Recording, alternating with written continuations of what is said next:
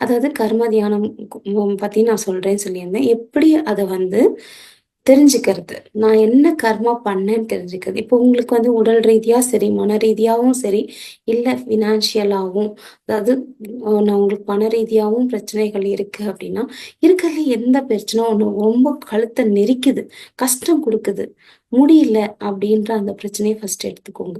அதுக்கான கேள்வி நான் எப்படி ஃப்ரேம் பண்ணணும்னு சொல்லி தரேன். ஓகேங்களா? எப்படி கேட்கணுமோ அந்த மாரி தான் கேட்கணும்.